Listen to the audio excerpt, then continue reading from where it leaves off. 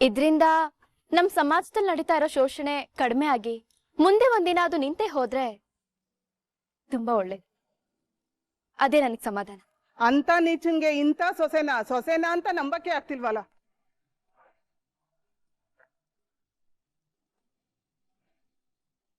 ಚೇಚೆ, ನಮ್ಮ ಮಾವನವರು ಕೆಟ್ಟವರಲ್ಲ ಅಮ್ಮ. ಕೆಲವೊಂದ್ಸಲ ಹಾದಿ ತಪ್ಪೋದು, ಎಡವಬಹುದು. ಅಷ್ಟಕ್ಕೂ ಪ್ರಾಮಾಣಿಕವಾಗಿ ಕೆಲಸ ಮಾಡ್ಬೇಕು. ಸೋಲು ಗೆಲುವಿಗೆಂತ ಸತ್ಯಕ್ಕೆ ಬೆಲೆ ಕೊಡ್ಬೇಕು ಅನ್ನೋದನ್ನ ನಮ್ಮ ಮಾವನವರು ತಿಳ್ಕೊಂಡಿದ್ದಾರೆ. ಹಾಗೆ ಅವರಿಂದಾನೇ ನಾನು ಇದನ್ನೆಲ್ಲ ಕಲ್ತಿರೋದು. ಆಹಾ, ಎಂತ ಸಂಸ್ಕಾರ! ಹಿರಿಯೋರು ಅಂದ್ರೆ ಏನ್ ಗೌರವ! ಇಷ್ಟಾದ್ರೂ ನಿಮ್ಮ ಮಾವನ್ನ ಬಿಟ್ಕೊಡಲ್ವಲ್ಲವ ನೀವು? ಕ್ಷಮಿಸಿ, ಇದೊಂದು ವಿಚಾರದಲ್ಲಿ ನೀವು ನಮ್ಮನ್ನ ತಪ್ಪು ತಿಳ್ಕೊಂಡಿದ್ದೀರ. ನಮ್ ಹೋರಾಟ ಮಾವನ್ ವಿರುದ್ಧವಾಗಲ್ಲ, ಅನ್ಯಾಯದ ವಿರುದ್ಧವಾಗಿ. ಈ ಒಂದು ಕೇಸಲ್ಲಿ ಸತ್ಯ ನಮ್ಮ ಪರವಾಗಿತ್ತು. ಅದಕ್ಕೆ ಸಂಧ್ಯಾಗೆ ನ್ಯಾಯ ಕೊಡ್ಸಕ್ಕೆ ಹೋರಾಡಿದ್ವಿ. ಆದ್ರೂ ನೀನು ಹೇಗೆ ತಂದೆ ಪರವಾಗಿ ನಿಲ್ದಿರ ಭಾರ್ಗವಿ ಪರವಾಗಿ ನಿಂತೆ?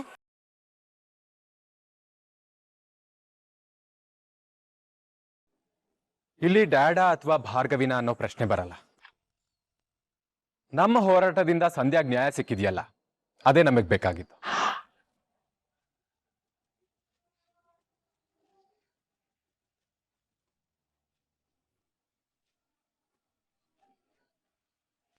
ಕೋಟೆ ಬೇರೆ, ಮನೆನೇ ಬೇರೆ. ಅವ್ರು ಯಾವತ್ತಿದ್ರು ನಮ್ಮ ಮಾವನೇ. ಅವ್ರ ಮೇಲಿರೋ ಗೌರವ ಯಾವತ್ತೂ ಕಡಿಮೆ ಆಗಲ್ಲ. ನಿಮ್ಮಂತರ ಅವಶ್ಯಕತೆ ನಮ್ಮ ಸಮಾಜಕ್ಕೆ ತುಂಬಾ ಇದೆ ಭಾರ್ಗವಿ. ನಿಮ್ಮಿಂದಾಗಿ ನಮ್ಮ ಹೆಣ್ಮಕ್ಳು ಧೈರ್ಯವಾಗಿ ತಲೆ ಎತ್ತಿ ನಡೀತಾ ಇದ್ದಾರೆ. ಇಷ್ಟು ನಿಮ್ಮನ್ನ ಒಳ್ಳೆ ರೀತಿಯಲ್ಲಿ ಬೆಳೆಸಿರೋ ನಿಮ್ಮ ಮನೆಯವ್ರಿಗೆ ಒಳ್ಳೇದಾಗ್ಲಿ.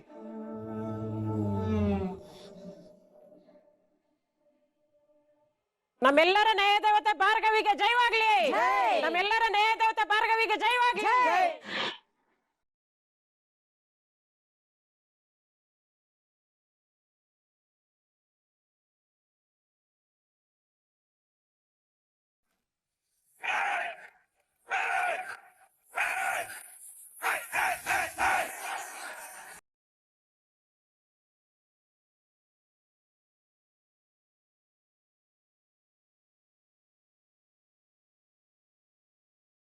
ನೀನು ಹಾರಾಡ್ತಿರೋದು, ಮೆರೀತಿರೋದು ಈ ಜನರ ಜೈಕಾರ ಸಿಗ್ತಿದೆ ಅಂತಾನೆ ಅಲ್ವೇನೆ ಭಾರ್ಗವಿ? ನೋಡ್ತೀನಿ, ಇದೇ ಜನರನ್ನ ನಿನ್ ವಿರುದ್ಧ ಎತ್ಕಟ್ತೀನಿ.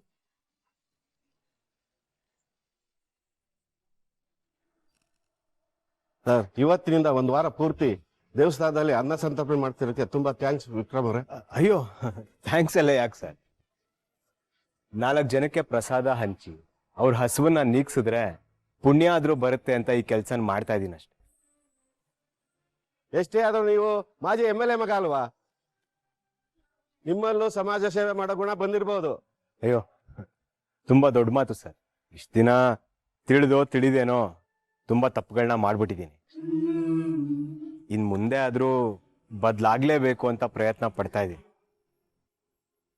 ಯಾವಾಗ್ಲೂ ಬರೀ ನನ್ನ ಕೆಟ್ಟ ಮುಖನ ಮಾತ್ರ ನೋಡಿರೋ ಜನರ ಮುಂದೆ ಹೀಗೆ ಒಳ್ಳೆಯವನಾಗಿ ಜೀವನ ಮಾಡ್ಬೇಕು ಅನಿಸ್ತು. ನನ್ನ ಹೆಂಡತಿ ಹೊಸ ಜೀವನಕ್ಕೆ ನಿಮ್ಮೆಲ್ಲರೂ ಆಶೀರ್ವಾದ ಬೇಕು ಅನಿಸ್ತು. ಅದಕ್ಕೆ ಇಲ್ಲಿಗೆ ಬಂದಿದ್ದೀನಿ. ನಾನು ಕೇಳ್ತಾ ಇದ್ದೀನಿ ಅಂತ ತಪ್ಪು ತಿಳ್ಕೊಬೇಡಿ. ಈ ಬದಲಾವಣೆಗೆ ಯಾವ ಕಾರಣ ಅಂತ ತಿಳ್ಕೊಬೋದಾ?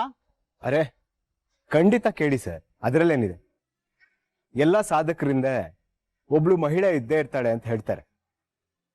ಹಾಗೆ ನನ್ನ ಬದಲಾವಣೆ ಹಿಂದೆ ಕೂಡ 3 ಜನ ಮಹಿಳೆಯರಿದ್ದಾರೆ.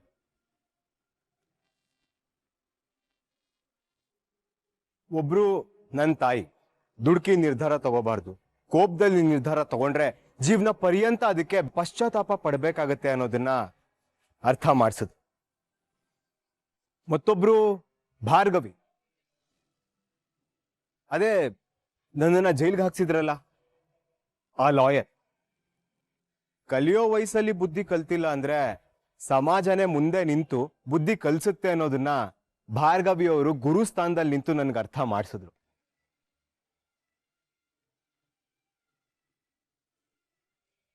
ಅವರಿಂದ ನಾನು ಬದುಕೋ ರೀತಿನ ಕಲ್ತ್ಕೊಂಡೆ.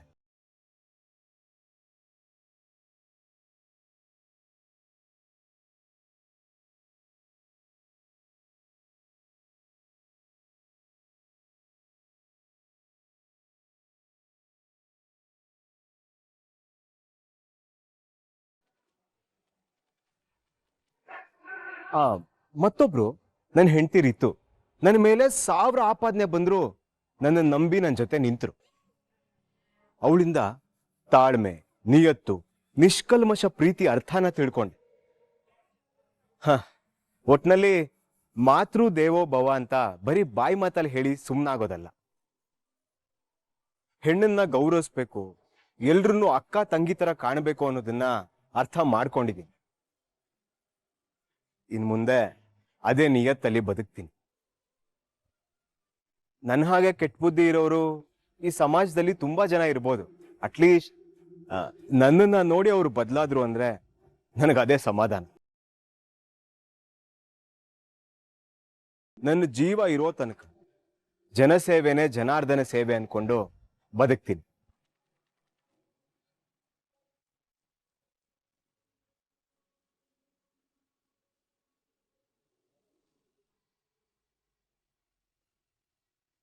ಒಂದ್ ನಿಮಿಷ.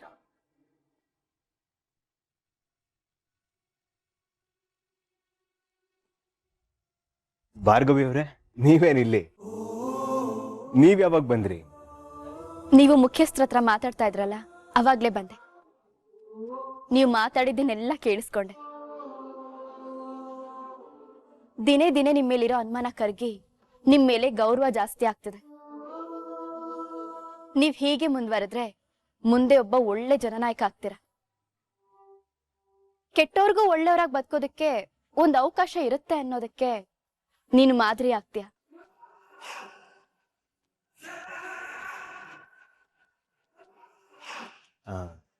ನೀವ್ ಹೇಳಿದ್ದೇನೋ ನಿಜ, ಆದ್ರೆ ರಾಜಕೀಯ ನನಗಾಗಲ್ಲ.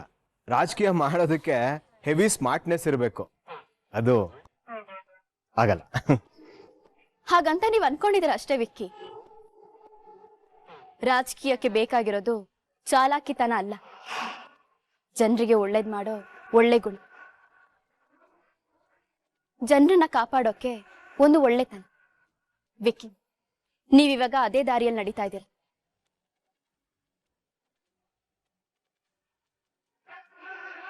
ವಿಕ್ಕಿ, ನೀವು ಒಳ್ಳೆಯವರಾಗಿ ಬದಲಾಗೋಕೆ, ಒಬ್ಬ ಒಳ್ಳೆ ಜನನಾಯಕ ಆಗೋಕೆ ನನ್ನ ಬೆಂಬಲ ಯಾವಾಗ್ಲೂ ನಿಮ್ಮ ಜೊತೆ ಇರುತ್ತೆ.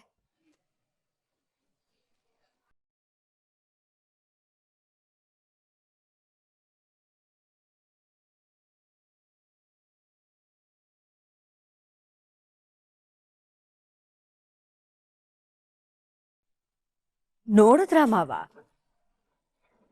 ವಿಕ್ಕಿ ಚೆನ್ನಾಗಿರ್ಬೇಕು ಅಂತ ಶ್ರಮ ಪಡ್ತಿರೋದ್ ನೀವು, ಆದ್ರೆ ಕ್ರೆಡಿಟ್ ಸಿಗ್ತಿರೋದಲ್ಲ ಅವಳಿಗೆ.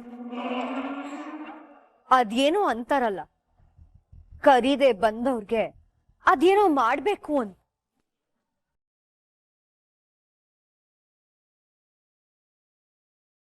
ಮಾವ, ಅವಳಿಲ್ ಬಂದಿರೋದ್ ಯಾಕೆ ಗೊತ್ತಾ? ನಿಮಗ್ ಸಿಗ್ಬೇಕಾಗಿರೋ ಮರ್ಯಾದೆ ಗೌರವ ತಾನು ಪಡ್ಕೋಬೇಕು ಅಂತ. ಅವಳ ಬಗ್ಗೆ ನೆನೆಸ್ಕೊಂಡ್ರೆ ಅಸಹ್ಯ ಆಗ್ತಿದೆ ನನ್. ಅಲ್ಲ ಮಾವ, ಇವಳಿಗಂತೂ ಗೊತ್ತಾಗದಿ, ಆ ಅರ್ಜುನ್ಗಾದ್ರೂ ಗೊತ್ತಾಗದ್ ಬೇಡ್ವಾ?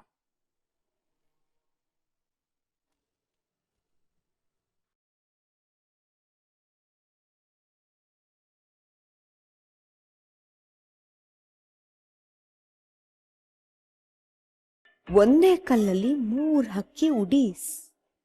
ವಿಕ್ಕಿ, ಭಾರ್ಗವಿ, ಅರ್ಜುನ್ ಎಲ್ರೂ JP ಪಾಟೀಲ್ ಕಣ್ಣಲ್ಲಿ ಶತ್ರುಗಳಾಗ್ತಾರೆ.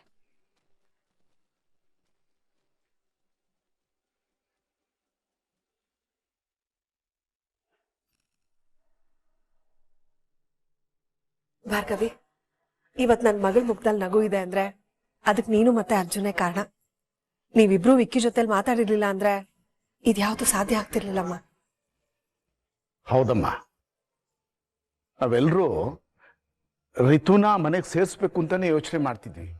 ಆದ್ರೆ ನೀನು ವಿಕ್ಕಿಗೆ ಶಿಕ್ಷೆ ಕೊಡಿಸಿ ಅವನನ್ನ ಒಬ್ಬ ಒಳ್ಳೆ ವ್ಯಕ್ತಿಯಾಗಿ ಬದಲಾಯಿಸಿ ಅವನೇ ಬಂದು ರಿತುನ ಒಪ್ಕೊಳ್ಳೋ ಹಾಗೆ ಮಾಡಿದ್ಯಾ. ಅಷ್ಟೇ ಅಲ್ಲ, ನನ್ ಮಗಳು ಜೀವನ ಪೂರ್ತಿ ಖುಷಿಯಾಗಿರ್ತಾಳೆ ಅನ್ನೋ ನಂಬಿಕೆ ನಮಗ್ ಕೊಟ್ಟಿದ್ಯಾ ಭಾರ್ಗವಿ. ಅವಳಿಗೆ ಒಳ್ಳೆ ಭವಿಷ್ಯನ ರೂಪಿಸ್ಕೊಟ್ಟಿದ್ಯಾ.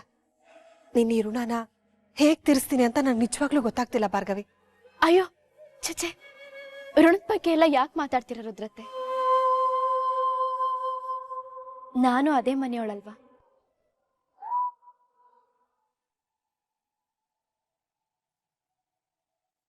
ನಮ್ ಋತು ಜೀವನ ಸರಿ ಹೋಗಿದ್ದು ನನಗಂತೂ ತುಂಬಾನೇ ಖುಷಿ ಆಗ್ತಾ ಇದೆ. ಭಾರ್ಗವಿ, ನಾವೆಲ್ಲರೂ ಒಂದೇ ಮನೆಯವರು ಅಂತ ಹೇಳಿದ್ಮೇಲೆ ನಮ್ಮಿಂದ ಯಾಕಮ್ಮ ದೂರ ಇದೆಯಾ?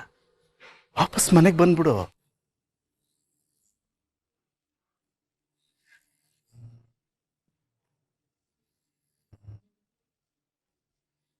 ಜಯಂತ, ನೀನು ನನ್ನ ಮನೆ ಉಪ್ಪು ತಿಂದಿದ್ಯಾ ಅನ್ನೋದು ನೆನಪಿರ್ಲಿ.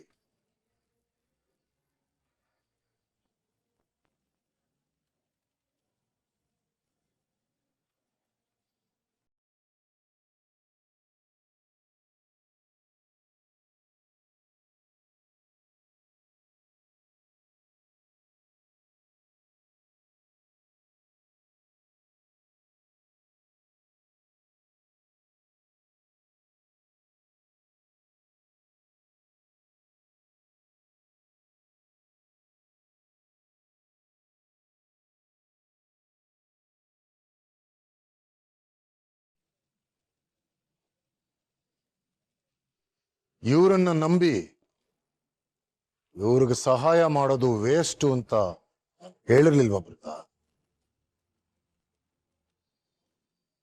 ಬೀದಿ ನಾಯಿಗೆ 2 ಬಿಸ್ಕೆಟ್ ಹಾಕಿದ್ರೆ ಬಾಲ ಅಲ್ಲಾಡಿಸ್ಕೊಂಡು ವರ್ಷಾನ್ಗಟ್ಲೆ ನಿಯತ್ತಿಂದ ನಮ್ಮ ಜೊತೆನೆ ಇರುತ್ತೆ.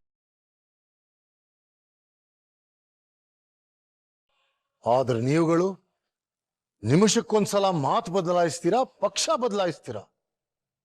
ನಿಯತ್ತಿಲ್ದಿರೋ ನಾಯಿಗಳು.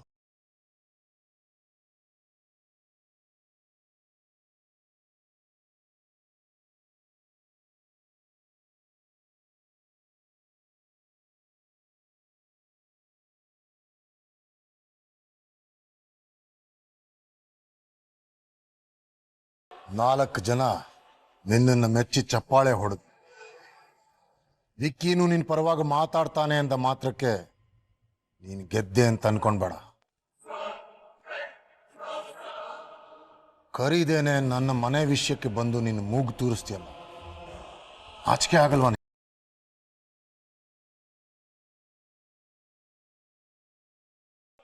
ಇಲ್ಲ ಮಾವ, ಆಗಲ್ಲ. ಯಾಕೆಂದ್ರೆ ನಾನು ಆ ಮನೆ ಸೊಸೆ.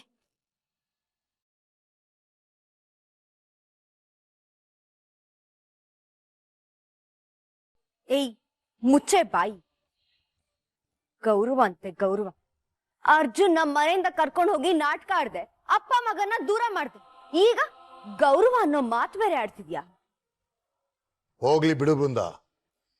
ಅಹಂಕಾರದಿಂದ ಮನೆ ಬಿಟ್ಟು ಹೋದವ್ರ ಬಗ್ಗೆ ನಾನು ಯೋಚನೆ ಮಾಡಿಲ್ಲ, ಮಾಡೋದು ಇಲ್ಲ. ಆದ್ರೆ ಅರ್ಜುನ್ ನಿಮ್ ಬಗ್ಗೆ ಯೋಚನೆ ಮಾಡ್ತಾರೆ.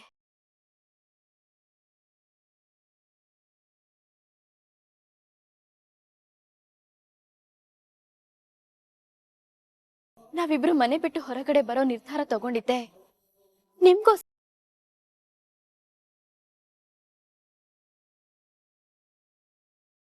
ಕೋರ್ಟ್ ಅಲ್ಲಿ ನಾವು ನಿಮ್ ಮರ್ಯಾದೆ ಕಳಿಲಿಲ್ಲ. ನಾವು ಯಾವ ಸುಳ್ಳು ಸಾಕ್ಷಿನೂ ಕರ್ಕೊಂಡ್ ಬರ್ಲಿಲ್ಲ. ಆಗಿರೋ ಅನ್ಯಾಯನ ಬಯಲ್ ಮಾಡಿ ಸಂಧ್ಯಾಗೆ ನ್ಯಾಯ ಕೊಡ್ಸಿದೀವಿ. ಅದನ್ನ ನೀವು ಆದಷ್ಟು ಬೇಗ ಅರ್ಥ ಮಾಡ್ಕೋಬೇಕು.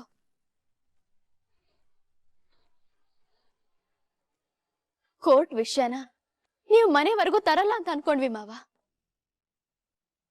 ಆದ್ರೆ ನೀವು ನಮ್ಮ ಮೇಲ್ ಕೋಪ ಮಾಡ್ಕೊಂಡ್ರಿ.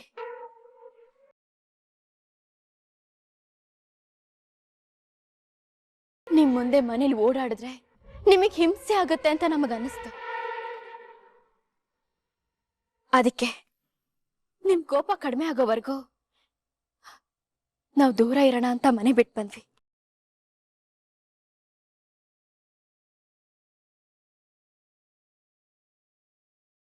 ಆದ್ರೆ ನೀವು ಮಾತ್ರ ಅರ್ಜುನ್ ನಿಮ್ಮ ಮೇಲಿಟ್ಟಿರೋ ಪ್ರೀತಿನ ಅರ್ಥನೇ ಮಾಡ್ಕೊಳ್ತಾ ಇಲ್ಲ. ಆ ಪ್ರೀತಿ ಗೌರವ ಇದ್ದಿದ್ರೆ ನೀನು ಮಾವನ್ ಎದುರಿಗೆ ನಿಲ್ತಾನೆ ಇರ್ಲಿಲ್ಲ. ಈ ಕೇಸ್ ಗೆದ್ಮೇಲೂ ಸವಾಲ್ ಮೇಲ್ ಸವಾಲ್ ಹಾಕ್ತಾನೆ ಇದೆಯಾ? ಸವಾಲ್ ಹಾಕಿದ್ದು ನಾನಲ್ಲ ಬೃಂದಕ್ಕ, ಮಾವ.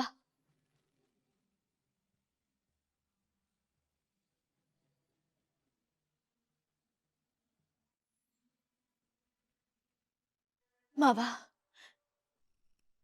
ದಯವಿಟ್ಟು ನಮ್ಮನ್ನ ಕ್ಷಮಿಸ್ಬಿಡಿ ಮಾವ.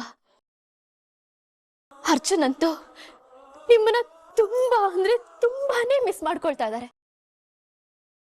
ನಿಮ್ಮನ್ನ ಬಿಟ್ಟು ಬದುಕೋ ಶಕ್ತಿ ಅವ್ರಿಗಿಲ್ಲ ಅಂತ ನನ್ಗೆ ಅರ್ಥ ಆಗಿದೆ ಮಾವ. ಮಾವ, ನಿಮ್ದಮ್ಮಯ್ಯ ಅಂತೀನಿ, ದಯವಿಟ್ಟು ಒಂದೇ ಒಂದು ಸಲ ಅವ್ರ ಜೊತೆ ಮಾತಾಡಿ ಮಾವ, ಪ್ಲೀಸ್.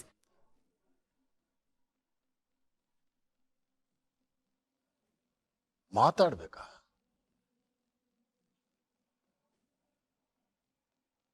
ಆದ್ರೆ ಅವನು ನನ್ನ ಮಗ ಅಲ್ಲ, ನಿನ್ನ ಗಂಡ.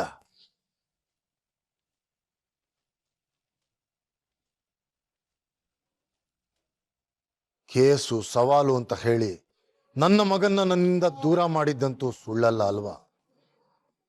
ನನಗ್ ಗೊತ್ತು ಬಾರ್ಗ, ಇದನ್ನೆಲ್ಲ ಯಾರು ಮಾಡ್ತಿದ್ದಾರೆ ಅಂತ ನನಗ್ ಚೆನ್ನಾಗಿ ಗೊತ್ತು.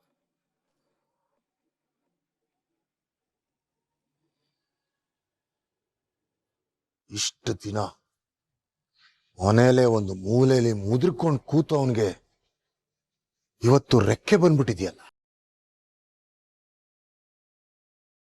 ಆ ನಿನ್ನಪ್ಪ ರವೀಂದ್ರ ಅವನೇ ತಾನೇ ಇದನ್ನೆಲ್ಲ ಮಾಡಿಸ್ತಿರೋದು. ಮಾವ, ಈ ವಿಚಾರದಲ್ಲಿ ನಮ್ಮಪ್ಪನ ತರಬೇಡಿ. ತರ್ತೀನಿ, ತಂದೆ ತರ್ತೀನಿ.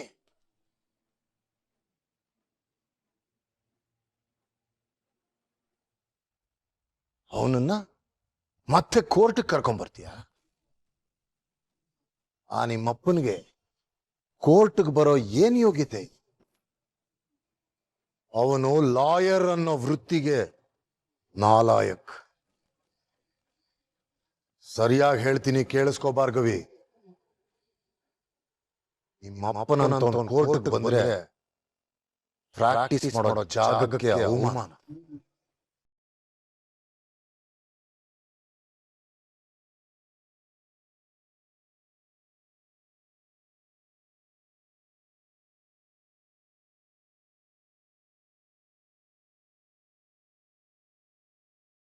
ಭಾರ್ಗವಿ LLB, ಈ JP ಸೋತೋಗಿದ್ದಾನೆ, ಕುಗ್ಗೋಗಿದ್ದಾನೆ ಅನ್ಕೊಂಡ್ಯಾ? ಒಂದು ಸರ್ತಿ ನಿಮ್ಮಪ್ಪನ್ನ ಕೋರ್ಟಿಂದ ಆಚೆ ಹಾಕಿದ್ದೆ, ಇನ್ನೊಂದು ಸಲ ಕೋರ್ಟಿಂದ ಆಚೆ ಹಾಕೋದು ಏನು ಕಷ್ಟ ಇಲ್ಲ.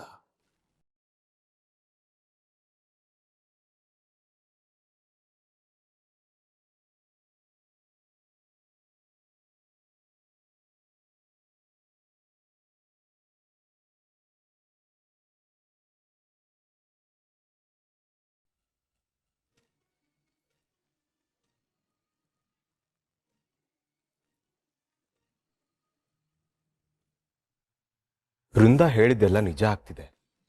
ಭಾರ್ಗವಿನೇ ಬಂದು ನನ್ನ ಹತ್ರ ಮಾತಾಡಿದ್. ನನಗೆ ರಾಜಕೀಯದಲ್ಲಿ ಒಳ್ಳೆ ಭವಿಷ್ಯ ಇದೆ, ತಾನೇ ಬಂದು ನನ್ನ ಪರವಾಗಿ ನಿಲ್ತೀನಿ ಅಂದ್ಲು ಗೊತ್ತಾ.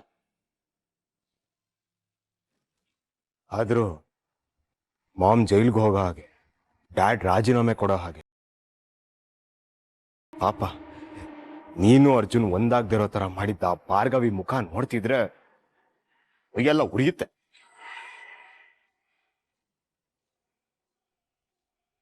ಒಂದೊಂದ್ಸರಿ ಏನಾಗತ್ತೆ ಗೊತ್ತಾ, ಅವಳು ನನ್ನ ಕಣ್ಮುಂದನೆ ಇದ್ರು ಏನು ಮಾಡಕ್ ಆಗ್ತಿಲ್ವಲ್ಲ ಅಂತ ಮೈಯೆಲ್ಲ ಪರ್ಚ್ಕೊಂಡ್ಬಿಡೋಣ ಅನ್ಸತ್ತೆ.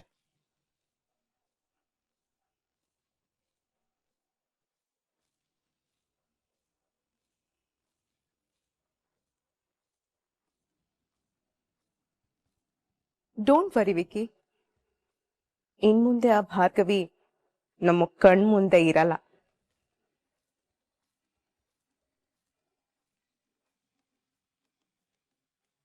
ಭಾರ್ಗವಿ ಇರಲ್ವಾ? ಏನ್ ಹೇಳ್ತಿದ್ಯಾ? ನಿಮ್ ಕೈಲಾಗದೆ ಇರೋ ಕೆಲ್ಸನ ನಾನ್ ಮಾಡಿದ್ದೀನಿ.